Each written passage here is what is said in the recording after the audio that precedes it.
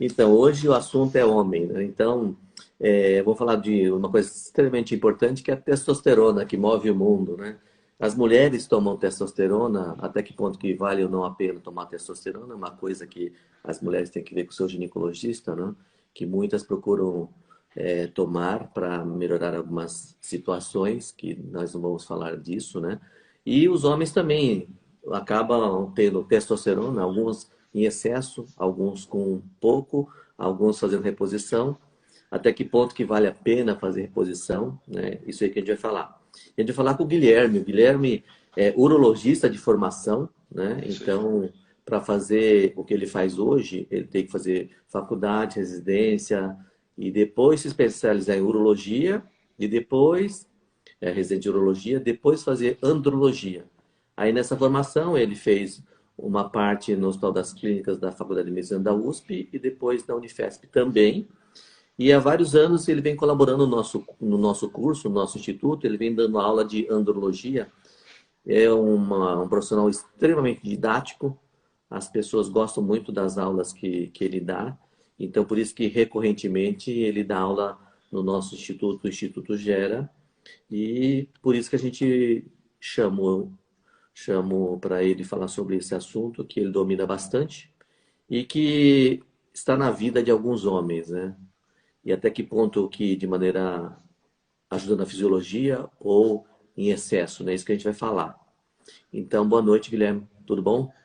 Tudo bem, Jorge. Obrigado aí pela honra de me receber mais uma vez, aí, dessa vez virtualmente aí, né? Agora, em épocas de coronavírus, a gente precisa ser mais virtual do que presencial, né? Então, por isso que a gente criou coragem de fazer isso, né? De fazer essas lives e convidando as pessoas que a gente acha que é um bom profissional, um excelente profissional, que é o Ótima Guilherme, né? iniciativa. Então, a Agradeço muito, gente Jorge. a gente está fazendo isso porque muitos, até dos que a gente entrevistou, não tinha nem Instagram, não sabia nem como fazer. Então, Pessoal lutando aí com a live aí para fazer funcionar, né? e Ah, mas hoje essa tem tanto iniciativa esse é horário, boa aí. esse horário tem Esse tanta horário gente. é disputado. É o Eu mais fui, disputado. carreguei aqui, tem um monte de gente ao vivo aí. É, a vantagem é que depois as pessoas podem acessar, porque vai estar no YouTube e a gente tem condições Legal. de assistir depois, né? Sim, Então, fica Guilherme, a disponível para todo primeira mundo aí. coisa a primeira coisa importante é saber que o homem, logicamente, todo mundo sabe que o homem tem testosterona, né? Agora, como que age a testosterona? Fala um pouquinho da fisiologia para depois a gente falar na parte que Claro. interessa pra gente. Eu já vi até no começo aqui enquanto a gente estava começando a conversar, já vi alguns comentários aqui, vi o comentário do chileno aqui que escreveu que testosterona é vida, né? Eu não acho que realmente a gente não pode deixar de explicar um pouquinho como funciona mesmo. A testo ela é o principal hormônio masculino do corpo, né? Tem vários outros, né? Tem alguns hormônios um pouco menos potentes, mas a testosterona é o principal andrógeno, né? O principal hormônio masculino virilizante da fisiologia humana. Tem homem, tem mulher, mas o homem tem muito mais, tá? 95% da testo do homem é feita no testículo, 5% é feita nas glândulas suprarrenais. Só os homens têm testículo, mas as mulheres têm as suprarrenais, então as mulheres produzem um pouquinho de testo mesmo. Geralmente os homens têm mais de 10 vezes mais testosterona do que a mulher tem. Então é muito comum que tenha essa dúvida se as mulheres têm ou não. As mulheres têm, mas têm pouco. Os homens têm, e muito do equilíbrio do corpo do homem é baseado num trabalho fino da testosterona. Então, como que a testo age no corpo do homem? Por que os homens acabam precisando partir para uma reposição hormonal de testo muitas vezes, né?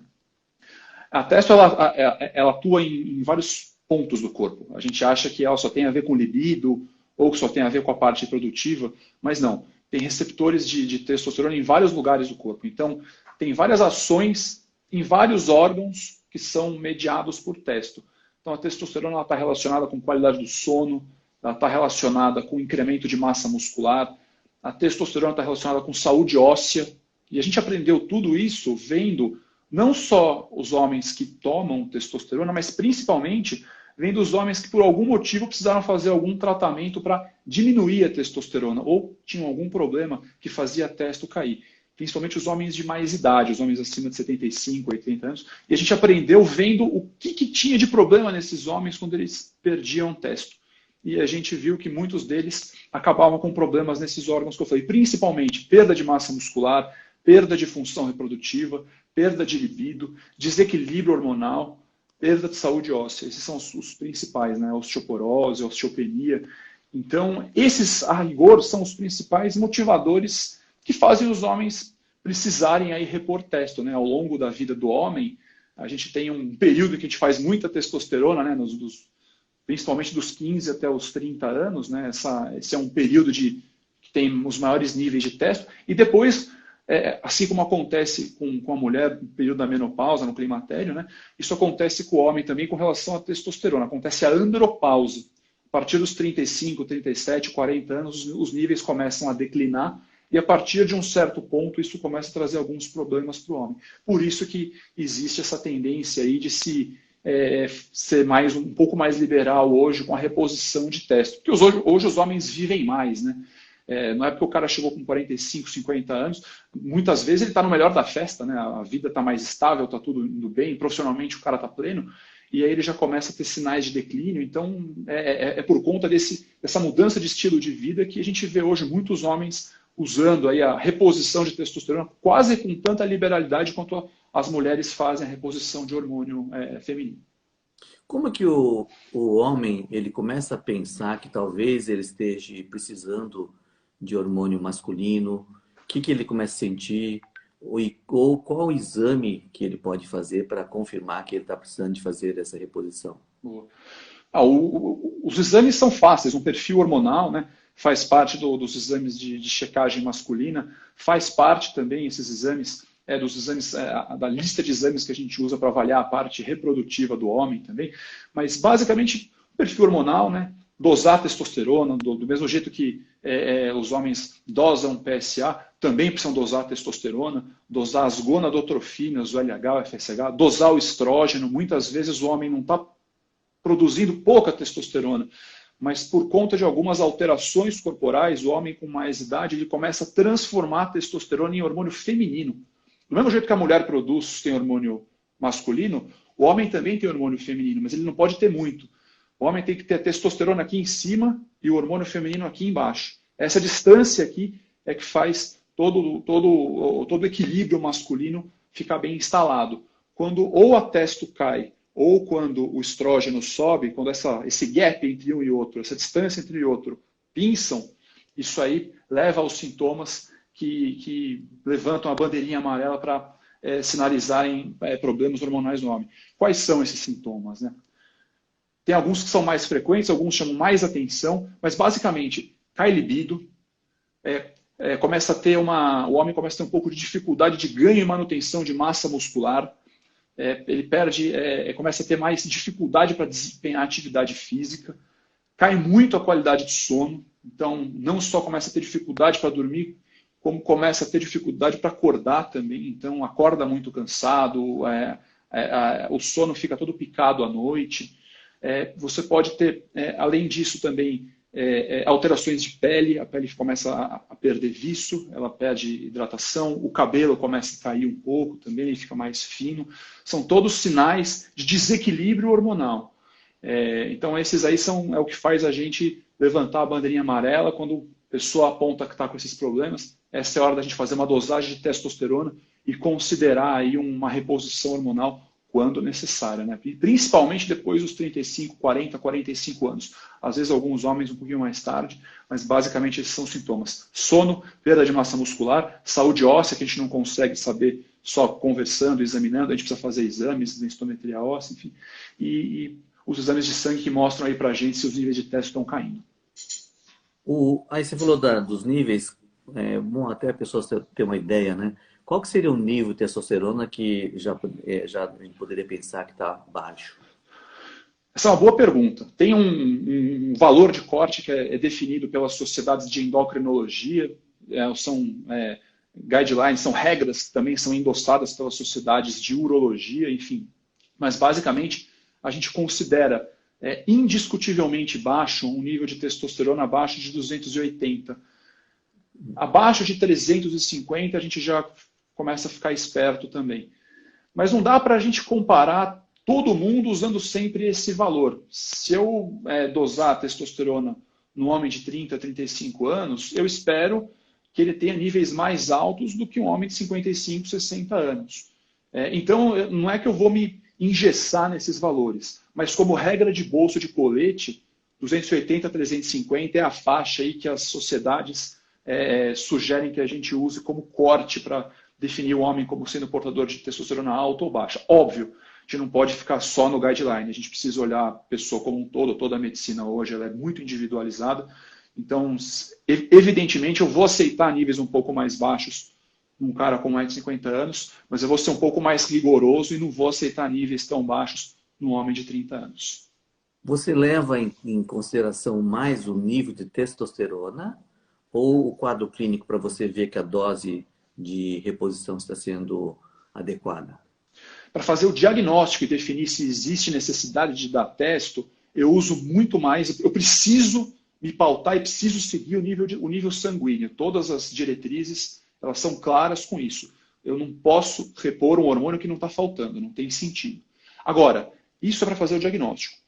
Para eu fazer o acompanhamento, para saber se a pessoa está tendo uma boa resposta, eu não vou ficar só olhando a testosterona se ela sobe ou não. Aí eu vou dar atenção total para a parte clínica.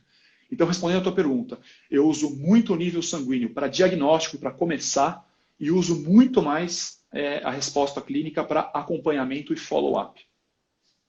Certo. E o que mais que você pensa assim você pensa na performance sexual? O pessoal procura muito isso. Você acha que todo homem precisa de fazer reposição hormonal? Porque com a idade, você mesmo falou que fisiologicamente até começa até a cair um pouco mais, né? Então, você acha que todos devem fazer ou tem gente que passa a vida sem fazer, sem ter essa indicação? Eu acho que tem, não é nem que eu acho, eu tenho certeza. Tem muita gente que fica bem a vida toda, fica muito bem, obrigado, né? Sem precisar de reposição.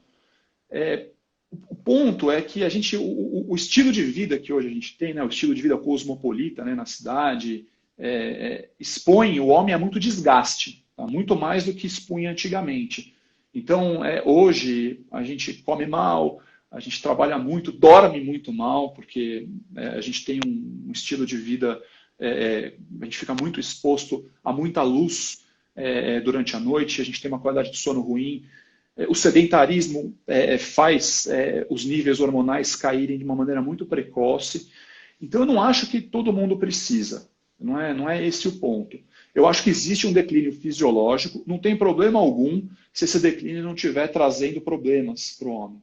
Agora, se for um homem que trabalha em overdrive, trabalha muito, tem uma atividade profissional intensa com 65, 70 anos, isso é muito comum hoje, uma atividade física intensa, um homem que exige, é muito exigido do ponto de vista profissional, do ponto de vista físico, do ponto de vista sexual também, isso também acontece, esse homem pode se beneficiar, não é nem que ele precisa, mas ele pode se beneficiar. Essa avaliação ela precisa ser feita de maneira clínica. Então a gente não usa só o exame de sangue, a gente precisa, é muito importante a gente ter essa sensibilidade e saber contextualizar, saber ver se esse homem é um homem que realmente ele tem o estilo de vida de um homem mais jovem ou não. Se sim, eu vou precisar ser mais liberal com a reposição hormonal. Se não, eu não preciso tanto. Eu não acho que todo mundo precisa, mas eu acho que a gente precisa ter muito cuidado e individualizar muito bem as coisas. Eu não sei se você saberia responder. Você tem alguma casuística assim, em literatura, a porcentagem de homens que ao longo da vida acabam tendo que utilizar e a porcentagem que não precisa utilizar? Você tem essa noção? A gente não tem casuísticas fechadas, porque depende muito do que a gente vai usar como critério. Se a gente usar os trabalhos de endocrinologia mais sistemáticos, mais tradicionais, a necessidade vai ser muito baixa. Se a gente levar em conta só, puxa, a gente precisa deixar a testosterona acima de 280, acima disso a gente não precisa fazer mais nada, muito pouca gente vai precisar. Agora, se eu usar como base parâmetros clínicos, qualidade de vida, scores de qualidade de vida, provavelmente eu vou ser muito mais liberal. Eu acho que nem tanto ao céu, nem tanto à terra. A chave, como tudo em medicina, vai estar no equilíbrio. Agora, essa estatística, eu particularmente não conheço uma estatística clara com isso e acho muito difícil ter alguma estatística confiável porque são muitas variáveis para a gente levar em conta, né? Do ponto de vista populacional, seria um belíssimo trabalho. Mas eu particularmente, eu leio bastante sobre isso, eu não tenho uma casuística que compacte tudo e dê uma resposta definitiva. Quantos por cento precisam ou não. Então, tem alguns colegas nossos que fizeram curso com a gente aí, que estão aí na nossa live, e tem, a gente está perguntando para você falar um pouquinho sobre a testosterona total e livre. Então, Vamos lá. falar um pouco só sobre isso. A testosterona, ela circula no corpo predominantemente acoplada a proteínas, né? Tem uma parte que circula acoplada a proteínas, algumas proteínas são muito afins pela testosterona, principalmente uma, que é o SHBG. Então, a testosterona ela cola do SHBG e não solta mais. Para a testosterona poder exercer o efeito dela, ela precisa se soltar dessa proteína e encaixar nos receptores. Então, a gente tem a testosterona total, que é toda a testosterona que circula no corpo do homem, a livre e mais a testosterona que circula acoplada em proteínas. Como eu falei, tem algumas proteínas que não soltam a testosterona. Essas proteínas que seguram sem soltar, acabam sequestrando e tirando a testo da jogada. Tem algumas proteínas que são mais soltas, elas andam, a albumina, por exemplo, ela anda encaixada com a testosterona, mas ela solta bem e a testo consegue exercer efeito. Tecnicamente, foi criado esse exame da testo livre para a gente medir só a testo que não está ligada a proteína alguma, mas ele é impreciso.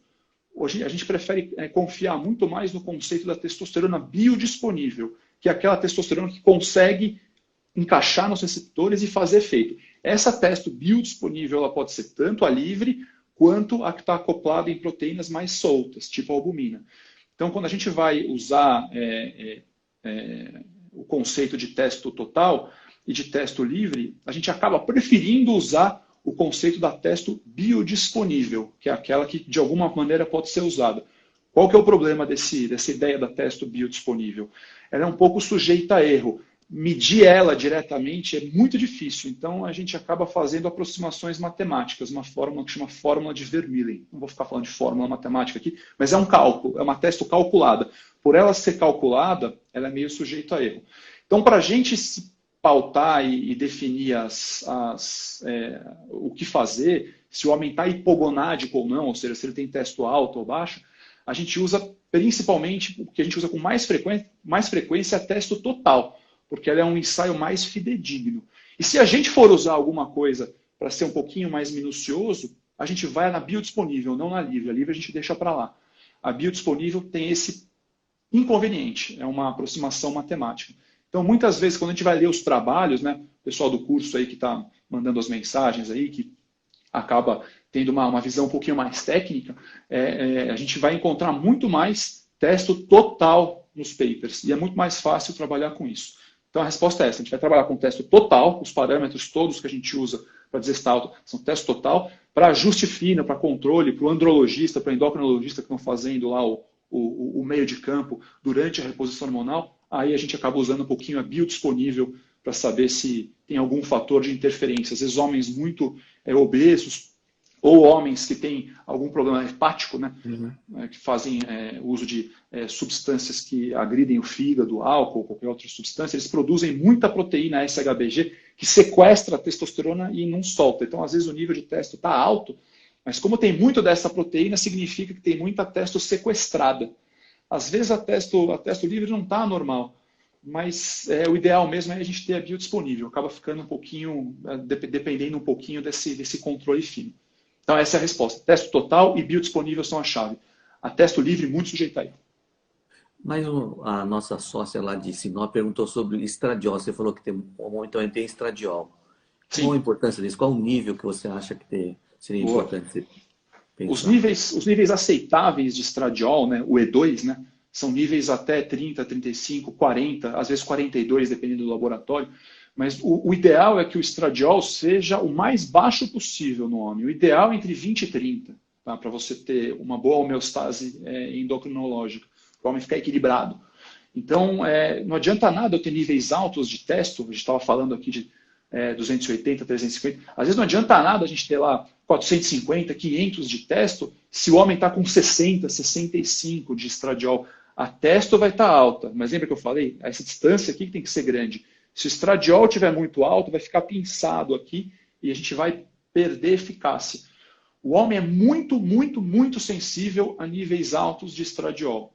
Então, homens com estradiol alto têm muita clínica normalmente. Eles costumam ter muita dificuldade de sono, costumam ter sono não reparador, costumam ter perda de massa muscular importante, costumam ter uma dificuldade de recuperação pós-exercício físico bem marcada, tem muita queda de libido e tem muita infertilidade também.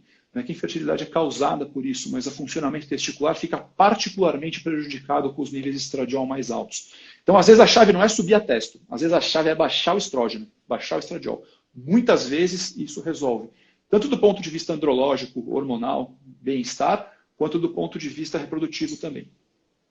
Então, aí você fez o diagnóstico da necessidade de fazer reposição hormonal e que tipo de reposição que existe? Olha, basicamente a testosterona ela precisa entrar normalmente com mais eficácia por via parenteral, ou seja, por via que não intestinal. Tá? Ela entra melhor, ela circula melhor e se torna mais biodisponível quando ela entra no corpo por via parenteral. O que a gente tem hoje no Brasil aqui de prático? A gente tem ou as testosteronas injetáveis, podem ser testosteronas sintéticas, podem ser derivados de testosterona, enfim. Habitualmente a gente dá preferência para testosterona pura, podem ser por via injetável, intramuscular.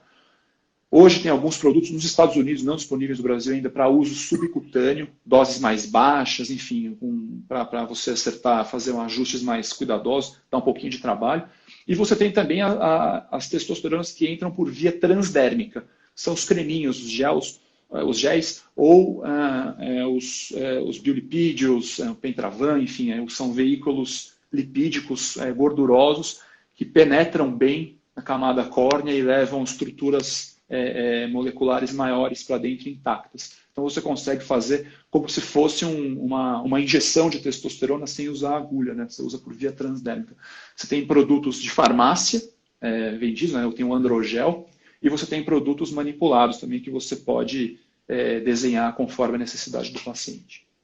Então, ou injetáveis ou transdérmicos, é o que a gente tem à mão aqui no Brasil. Qual que você utiliza mais dessas formas todas, assim, mais que você ou a literatura utiliza mais? Praticamente sem falar o nome comercial, né? Não, claro. Não, mas não tem a literatura, ela não é favorável ou contra um ou outro. Não tem esse posicionamento. Tá? Uhum.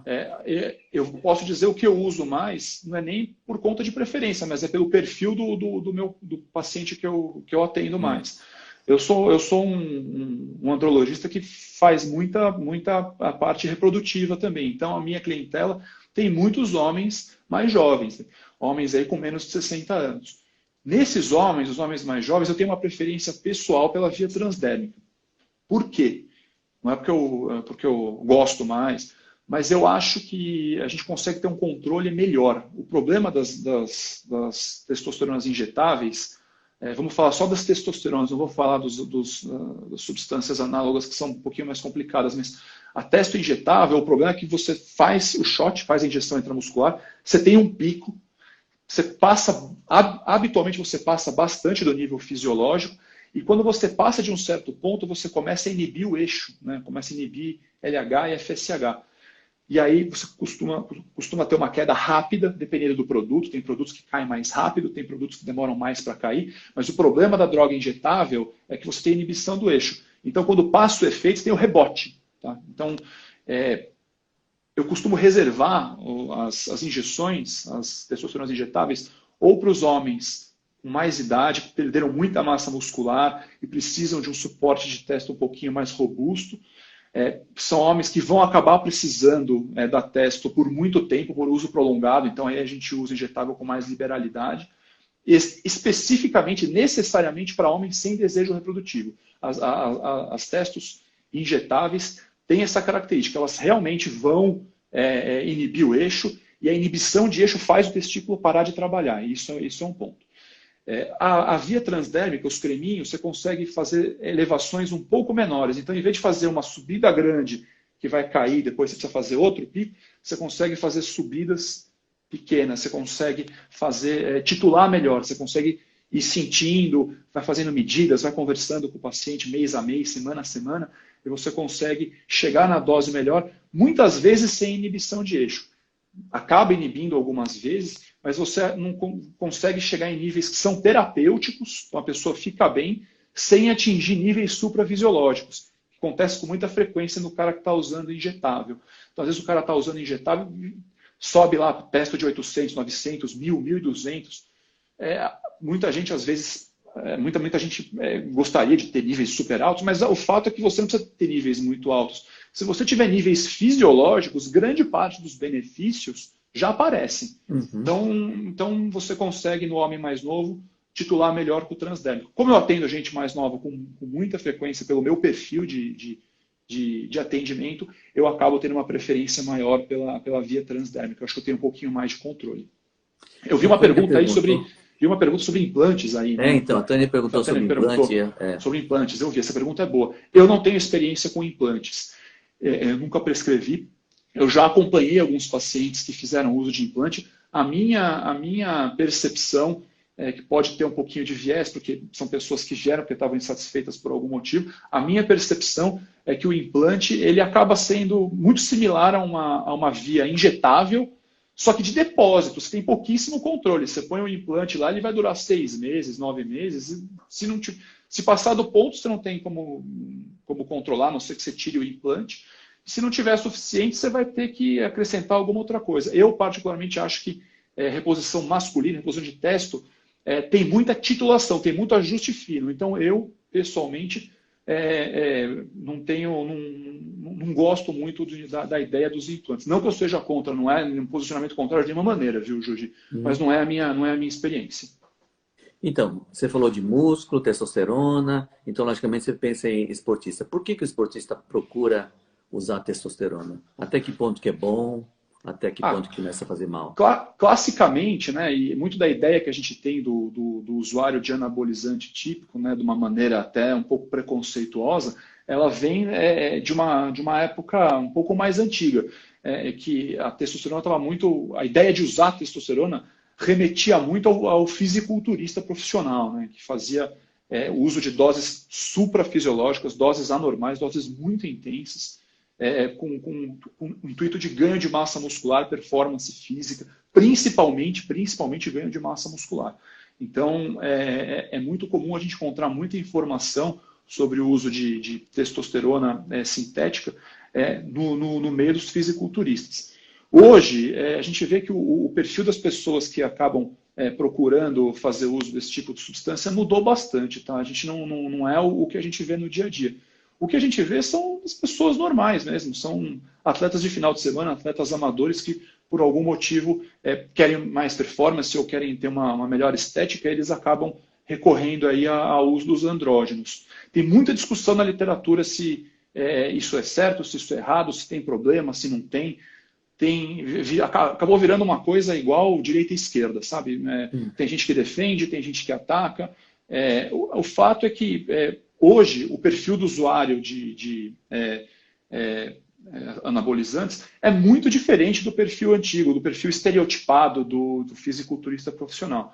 Hoje as pessoas acabam tendo acesso a muito mais informação e o uso recreacional de testosterona, né, é uma expressão que eu gosto de usar, ela é um pouco mais equilibrada, graças a Deus.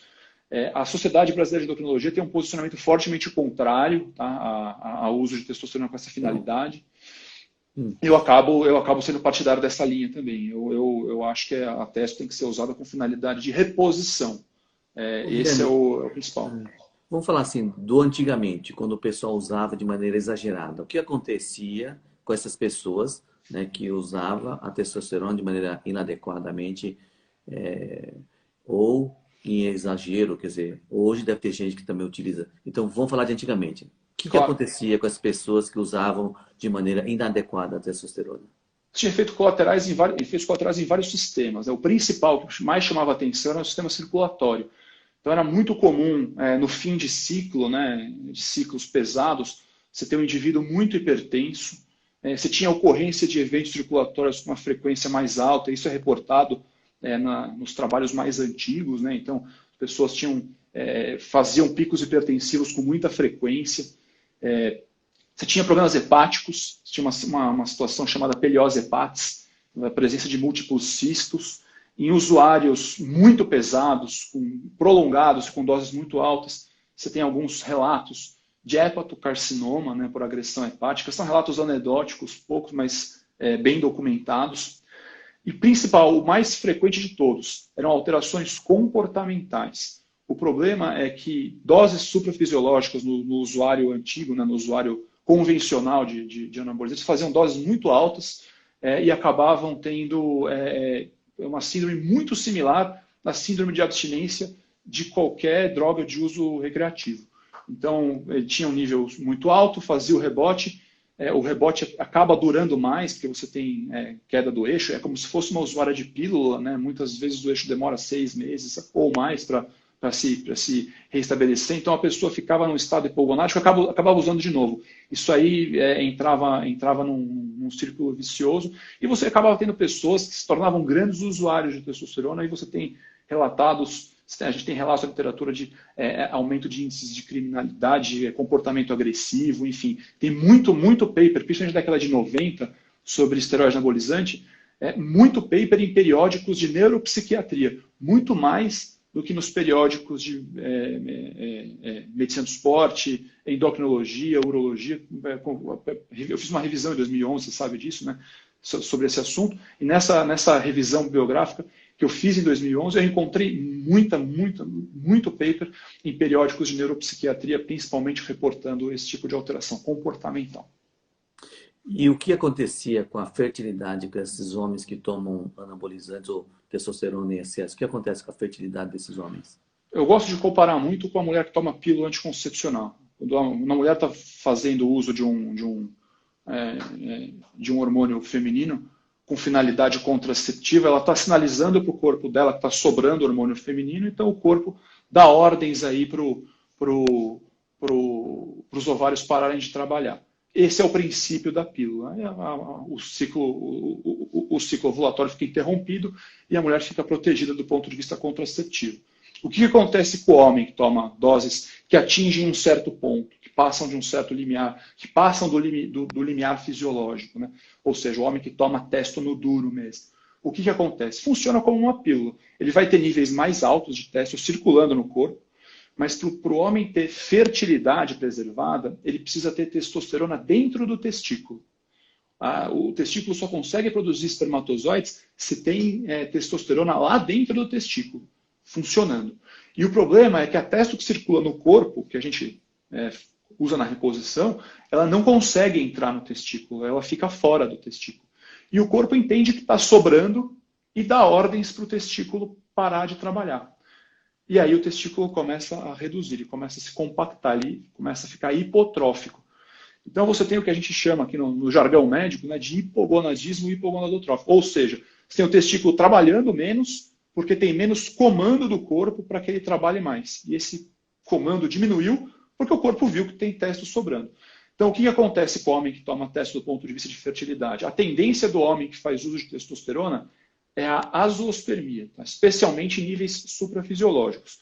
Em algumas situações, quando o homem consegue fazer reposições muito bem monitorizadas, com bastante cuidado, trazendo simplesmente níveis baixos para níveis fisiológicos, você consegue ter uma situação em que o eixo não é inibido. Tá? Mas no uso recreacional, que necessariamente é um uso que envolve dose suprafisiológica, necessariamente você vai ter inibição do eixo e você vai cursar invariavelmente com azoospermia. Normalmente ela se instala com menos de 3 meses. Tá? É muito comum, isso eu já vi bastante. Tá? Principalmente com as drogas injetáveis. Então, o que você falou é extremamente importante, né? Então, se você usa testosterona de maneira inadequada, pode levar a uma azoospermia, que é a ausência de espermatozoide. Se usar de maneira adequada, pode te ajudar, de certa maneira. Agora, uma pergunta. Essa azoospermia pode ser definitiva? Em algumas situações, isso pode acontecer. A regra é ser transitória, Jorge. Normalmente você tem períodos como eu falei, similares ao que as mulheres têm quando tomam pílula. Então, elas vão ter uma azoospermia transitória e quando elas pararem a testo e o eixo se reestabelecer, tudo normalizar, o testículo volta a trabalhar normalmente e isso habitualmente se resolve em torno de 6 meses. Tá? Pode durar um pouquinho mais às vezes, mas normalmente com 6 meses está suficiente. Agora, se a gente pegar indivíduos que fizeram uso de testo sintética, testosterona em alta dose, anabolizantes mesmo, na dose mais pesada, regimes mais rigorosos, doses suprafisiológicas, substâncias pouco controladas, aí você vai entrar numa outra situação. Em indivíduos que fizeram uso prolongado, a literatura fala num tempo de 5 anos, tá? Mais de 5 anos de dose suprafisiológica, ou seja, acima dos 300, 400, 450, aqueles indivíduos que chegam a níveis de 800, 900 de testo por muito tempo, tem relatos na literatura de dano definitivo no testículo. Não chega a ser a azoospermia definitiva, mas você tem diminuição da população das células de Sertoli, você começa a ter impacto histológico no testículo mesmo. Você começa a ter um aumento de disomias, tem erro de disjunção na hora da meiose, enfim. Você tem relatos, ainda que não são relatos robustos, mas tem relatos de dano definitivo. Então existe sim, apesar da regra, principalmente no usuário recreacional convencional, a regra ser a transitoriedade, né, e a resolução espontânea depois que separa, em alguns casos você pode ter dano definitivo, principalmente nos usuários pesados. Guilherme, foi ótima as suas explicações. Acho que a gente conseguiu abordar bastante a testosterona. Legal. Eu acho que muita gente vai se beneficiar com essas informações. Que a gente já está aqui já com 40 minutos de live, né? Pô, passou. Eu queria que você me falasse o que você acha que é importante, suas considerações finais aí para o pessoal em relação à testosterona e o seu uso racional, né? E seus cuidados de maneira geral. O que você gostaria de falar? A mensagem que eu gostaria de deixar é a seguinte: a testosterona é um hormônio e, como todo hormônio, ela tem que ser usada com indicação precisa e com cuidados. Eu não sou contra e não sou favorável à testosterona. Assim como eu também não sou contra antibiótico e nem a favor de antibiótico. Quando eu tenho uma infecção, preciso usar antibiótico. Quando eu tenho níveis baixos de hormônio e piora do bem-estar, faz sentido usar os hormônios, não tem problema. Tem que ter critério e a coisa tem que ser feita de maneira racional. A mensagem do ponto de vista reprodutivo que eu queria deixar é a seguinte: testosterona não é remédio para a fertilidade. Tá? Então, em geral, quando você usa testosterona, normalmente você vai ter piora do potencial fértil. Não é que a testosterona leva à infertilidade, não é verdade isso. O ponto é o seguinte: testosterona exógena, testosterona administrada no braço, injetável ou pela pele, ela vai gerar algumas alterações de equilíbrio que vão fazer o testículo trabalhar menos. Então, quem tem desejo reprodutivo não deve usar testosterona, a não ser em situações muito específicas e com muitas ressalvas.